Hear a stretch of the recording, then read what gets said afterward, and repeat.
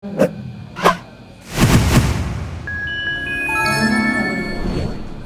datang Aula Student Center UIN Syarif Hidayatullah Jakarta. Pada sore hari ini, Teater Syahid UIN Syarif Hidayatullah Jakarta menggelar pementasan dalam kegiatan Parade Monolog 2020. Selama pementasan berlangsung, para penonton kami himbau untuk mematuhi beberapa ketentuan umum sebagai berikut. Para penonton tidak diperkenankan untuk berpindah-pindah tempat. Penonton dihimbau untuk mematikan gawai atau mengubahnya menjadi mode diam, serta meredupkan layar gawai. Dilarang makan, minum, dan merokok di area pementasan. Dilarang keras membuat kebisingan dan menjaga situasi agar tetap kondusif. Dilarang menggunakan flashlight ketika mengambil gambar. Dilarang meninggalkan sampah di area pementasan.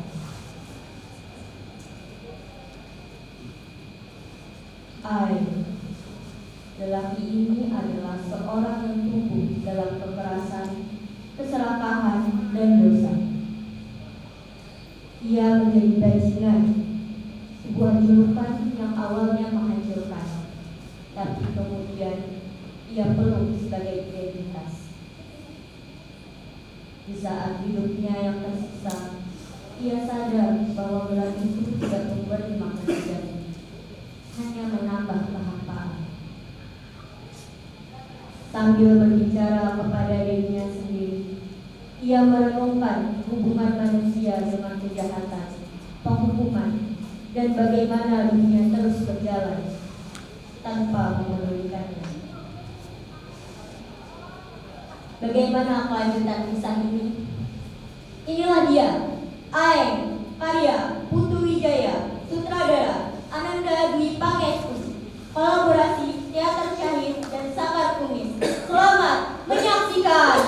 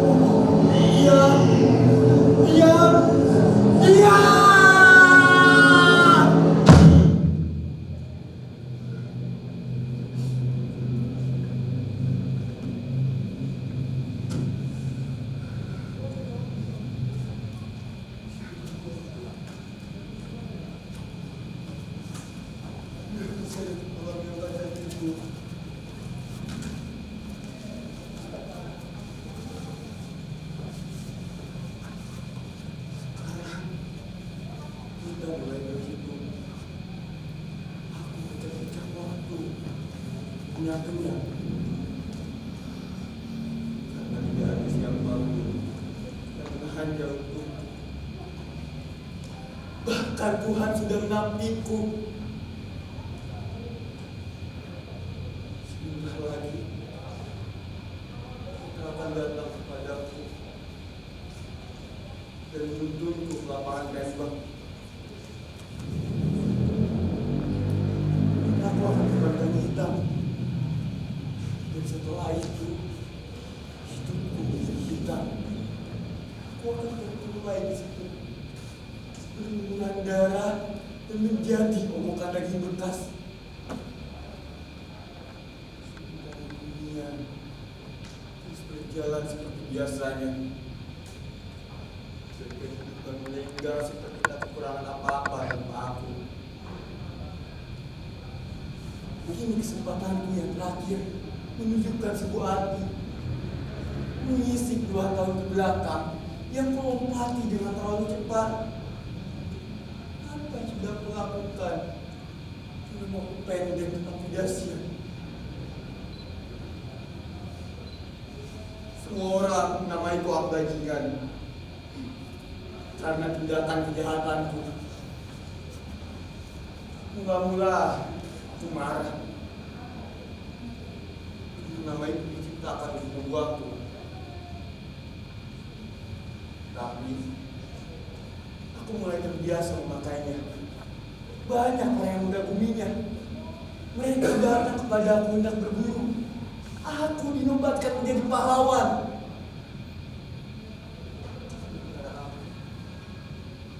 Dalam kesepian, ditinggal oleh dunia yang tak mau mengakuiku sebagai anaknya. Sobat kecil, apa kau mau mengucapkan selamat jalan kepadaku? Atau kau mau mencuri tasku ya seperti biasanya? Nggak boleh. Ini itu punya aku.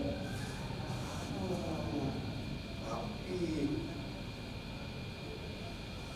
apakah kamu tahu artinya dibuang?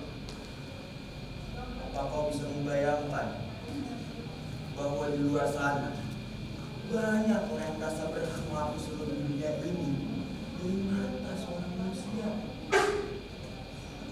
Enggak, kamu nggak tahu. Yang kamu tahu hanya bisa makan dan berak. Itu bukan tugas kamu. Kamu kemana? Kamu jangan lari.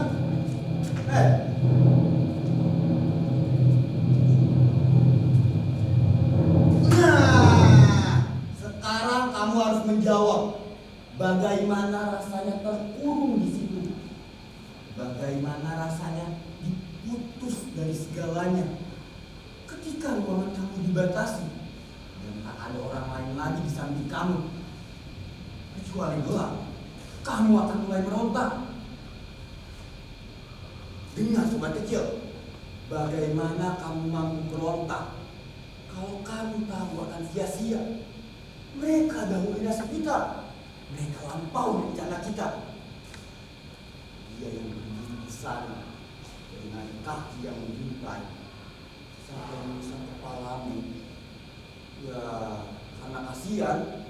Tapi cuma kasihan. Gak ada tindakan apa-apa yang konkret. Mereka itu sudah begitu berkuasa. Kamu melawan. Gila. Kamu melawan.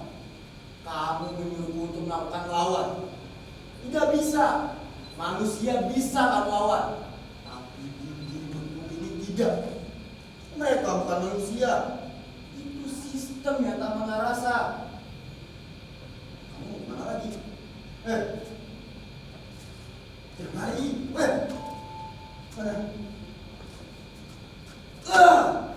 Mampus kamu.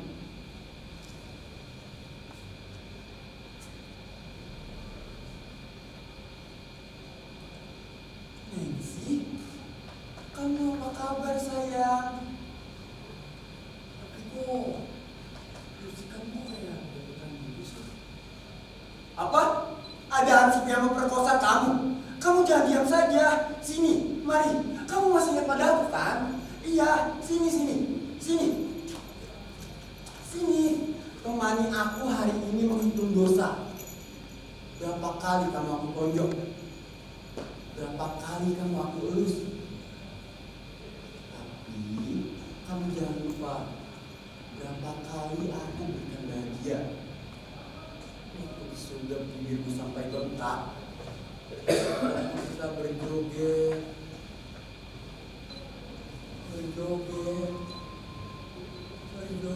di atas mereka. Waktu itu penonton wayang di bawah jembatan. Tapi kenapa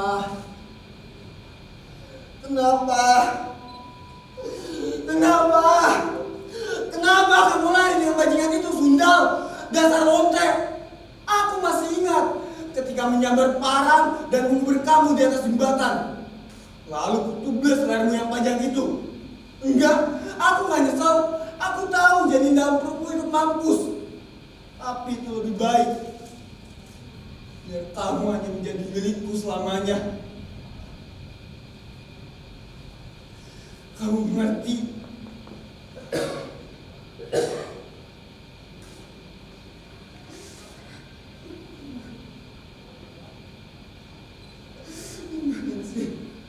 Enggak, kamu gak pernah mengerti. Kamu gak pernah mencintai aku.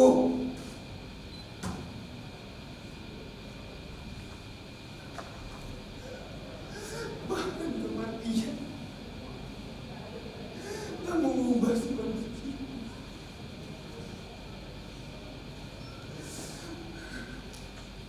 Kamu menang dari sini. Kamu mati tapi kamu menang.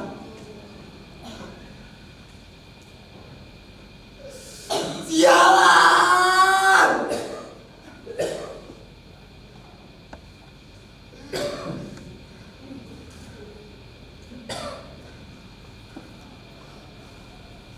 Hei Matahari, kamu jangan ngece, kamu jangan sombong, kamu tak perlu tertawa melihat bajingan menangis.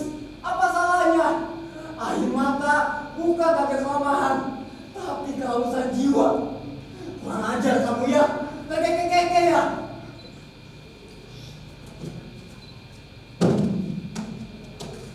Aku akan membumbung dan tetap yang paling tinggi di sini sampai aku memberikan tempat ini kepadamu. Besok aku akan pergi mengembara, mencari duniaku yang hilang, tanpa teman, tanpa saudara, mencari duniaku sepanjang malam. Akan kurebut segala kesulitan, selam semua lautan. Yang pasti tak akan melakukan apa-apa.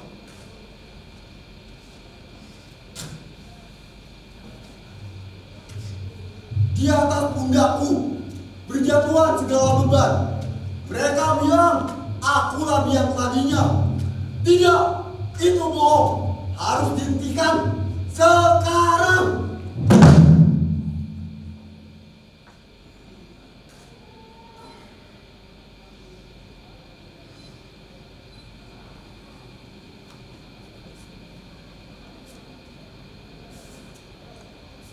Dalam ruangan ini, aku terlahir kembali.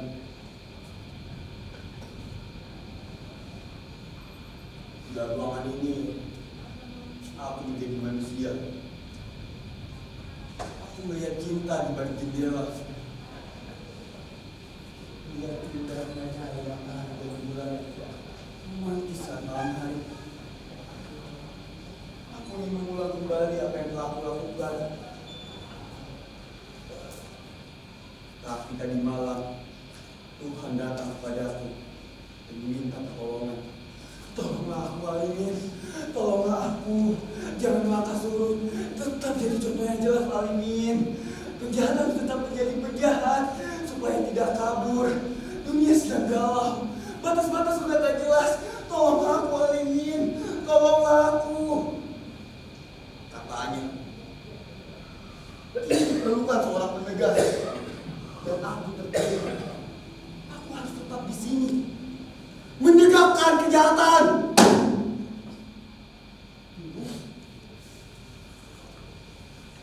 Aku bukan lagi anak kamu, Ibu. Aku telah dipilih mewakili zamanmu, menjadi contoh Brahmacora. Ibu harusnya bersyukur, Bu. Ini kehormatan besar. Tidak ada yang baik menjadi penjahat. Walaupun mereka sering melakukan kejahatan, Bu.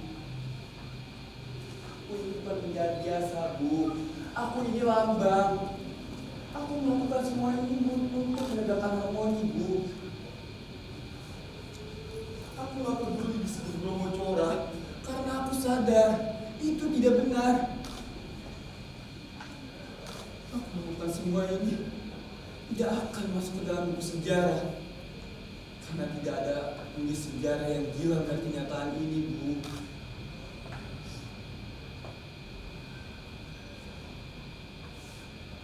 Yang mulia hakim yang saya hormati, di sini Saya akan menjelaskan bahwa memang benar saya yang telah mencabik leher wanita itu. Harta bendanya saya rampas. Karena kalau tidak dimanfaatkan akan mubazir.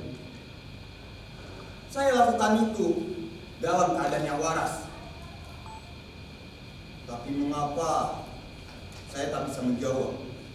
Karena bukan itu persoalannya. Saya ingin menanyakan kepada seluruh hadirin di sini, mengapa seorang wanita yang tercabik lehernya mendapatkan perhatian yang begitu besar, sementara leher saya dan jutaan orang lain di luar sana telah tercabik dengan cara yang sama? Apa artinya seorang pelacur ini dibandingkan dengan kematian kami beramai-ramai tanpa kita sadari?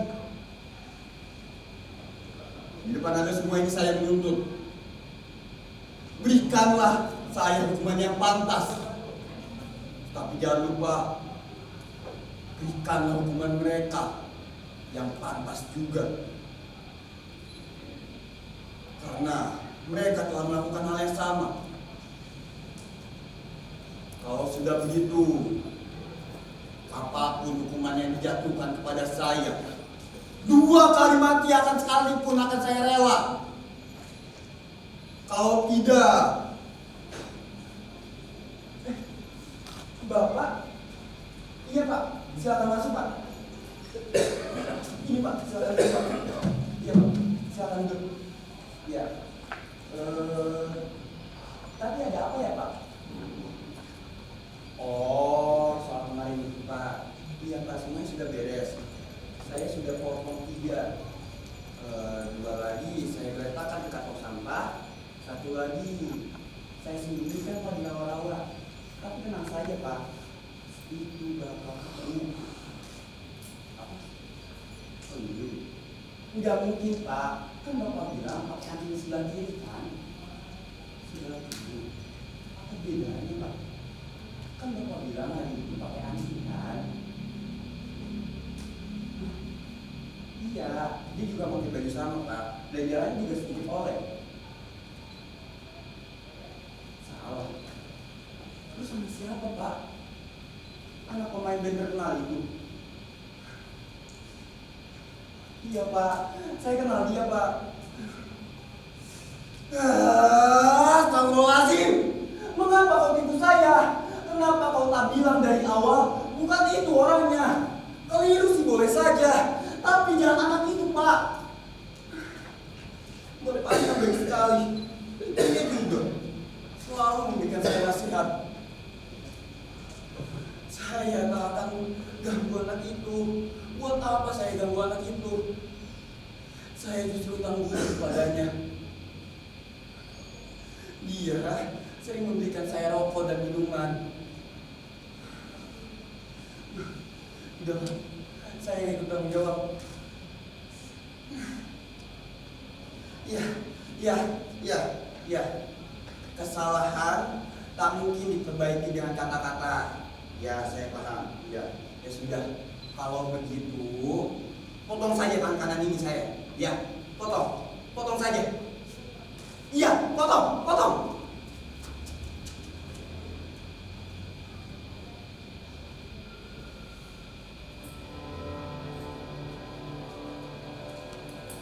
Aku sudah potong, tapi masih tetap diburu. Buat apa potong kau masih tetap diburu? Orang keliru namanya. Kan mereka yang menyuruh. Kenapa cuma aku saja? Tangkap dong mereka.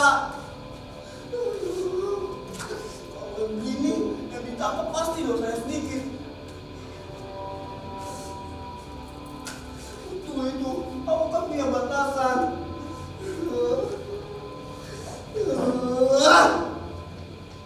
Sudah, kalau kau bisa curang, aku juga bisa. Nih.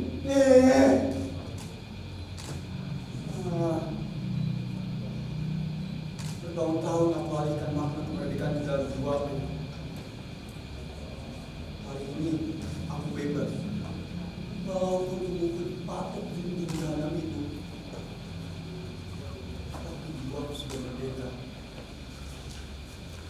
mereka saat itu di karantina. Aku disuruh keluar. Aku bersiap. Aku seperti burung yang terlalu gaman di dalam sangkar. Aku takut.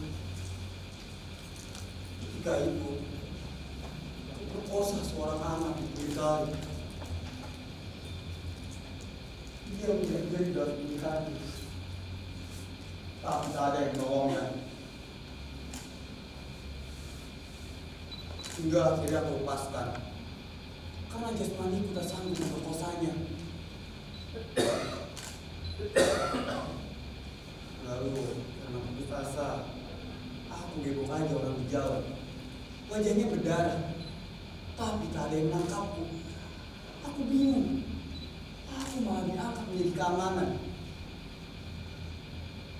Banyak orang yang berbaris menjadi hidupku. Apa ini? Ini sudah tak aku kenal lagi. Masukkan aku ke penjara lagi, biar jiwaku bebas. Di sana masih jelas mana hitam mana putih. Kalau orang menderita, orang yang penyayang.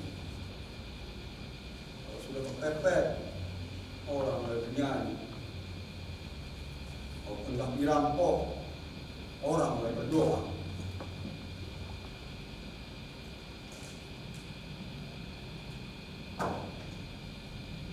Sekarang aku menari.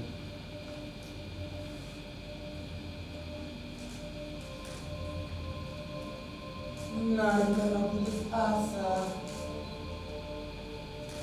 Badanku ringan. Aku mengagum yang kasar. Dan Tuhan menyapaku dengan ramah. Hei Alimin, hendak kemana kamu? Aku yang ke atas, lebih tinggi. Tapi kamu tidak boleh lebih tinggi dari surga. Siapa bilang tidak boleh? Kalau aku mau, aku bisa. Dan aku ingin lagi.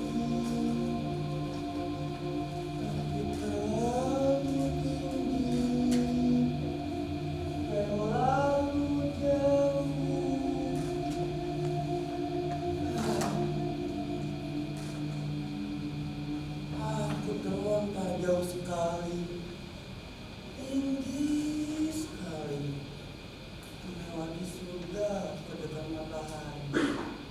Tubuhku terbakar. Aku hangus dalam semesta. Aku bersatu dengan semesta. Aku menjadi Tuhan.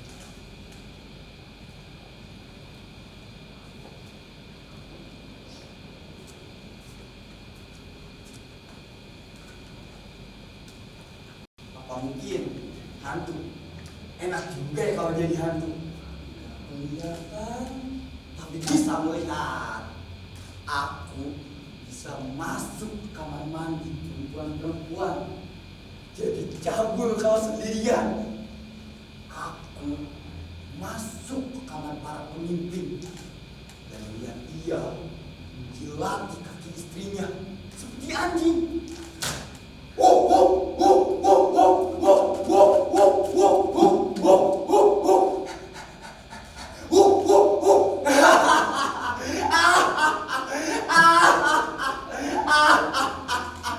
Dan aku masuk ke tempat ibadah, melihat pemangku umat main judi sambil menarik kain para pembantu. Apa ini? Jadi hantu hanya melihat kesengsaraan. Gak enak jadi hantu. Gak enak juga jadi Tuhan. Apa mungkin debat, diam, dingin, dan keras. Tidak membutuhkan makanan, perasaan, dan bebas dari kematian. Yeay! Aku mengkristal di sini, menjadi saksi bisu. Bagaimana dunia menjadi tua. para pemimpin lahir. Lalu berkhianat, memperangannya permainan beberapa orang. Satu pun yang bersangkutan denganku. Tetapi tiba-tiba aku melihat seorang anak kecil dikejar raksasa. Wajah anak itu mirip dengan wajahku ketika kecil. Ia meminta pertolongan, tapi tak ada seorang pun kecuali aku. Sebuah batu.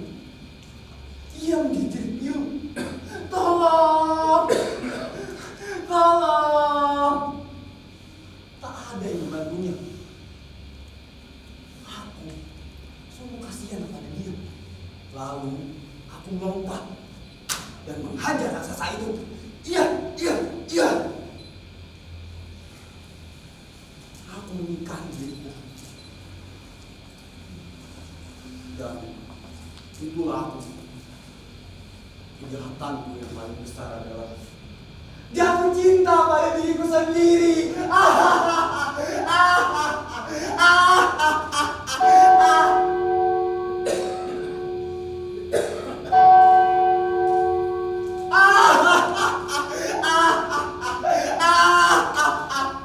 Selamat tinggal di bisu dengan suara yang kau simpan. Selamat tinggal sobat kecil. Selamat tinggal matahari dan bulan. Selamat tinggal di penjara. Selamat tinggal Karpo, pembunuh yang tak akan keluar dari penjara ini. Selamat tinggal yang kubenci dan kucintai. Inilah salam dari Alimin, sahabat semua orang. Aku ingin mengulang sekali lagi apa yang telah aku lakukan. Tapi tak bisa. Janjiku sudah lunas. Sekarang aku mulai berjalan sendirian dalam kebisuan yang abadi. Sekarang baru jelas apa yang sudah aku lakukan, apa yang belum aku lakukan.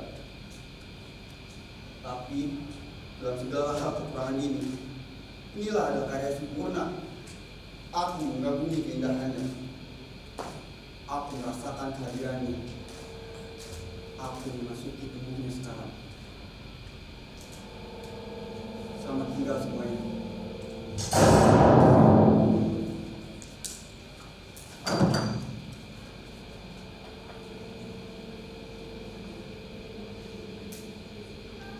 Terima kasih atas perhatian saudara-saudara.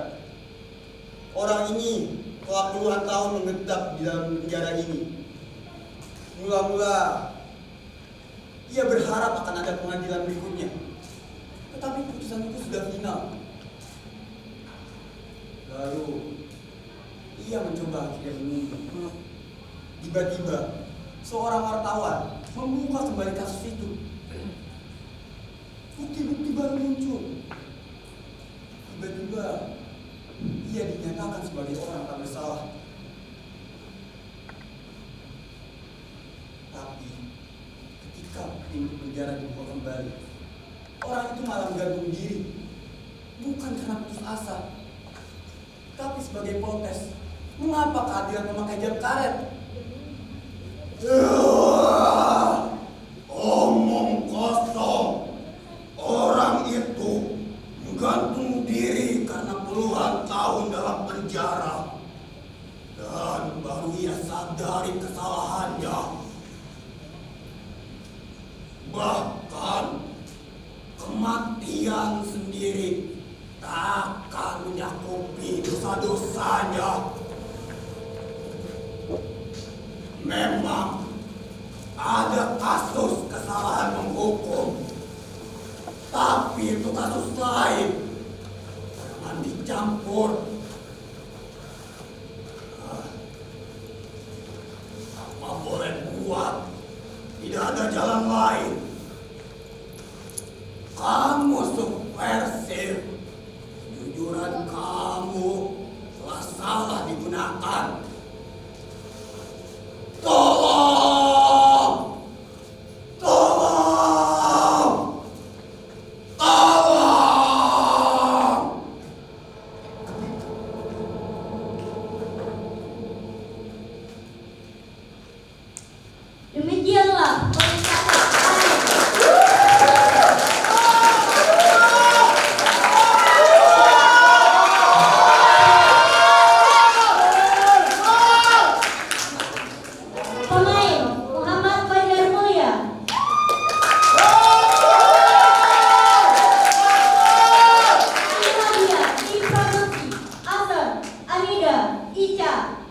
dan Najwa.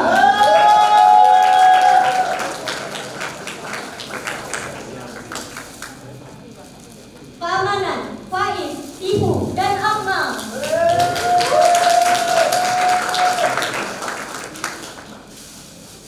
Pemukul gong, Saifullah Al-Mahdi.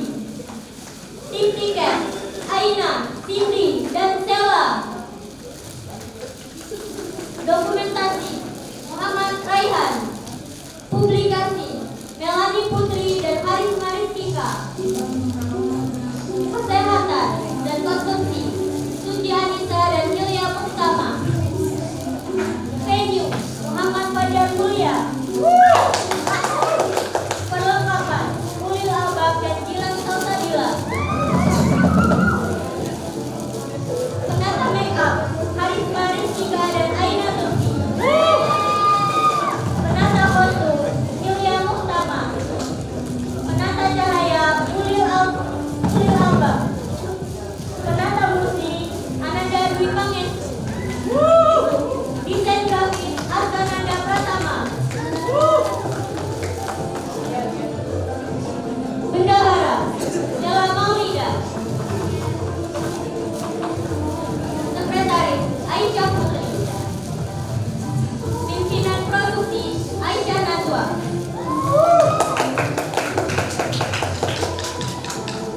Stage manager, Hasbi Vanessa.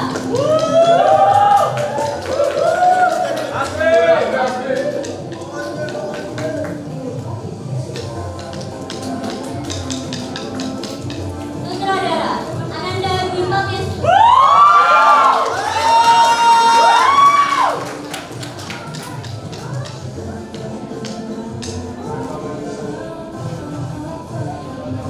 Tim kolaborator, Ketua Pelaksana Parade Monolog, Iva Aulia.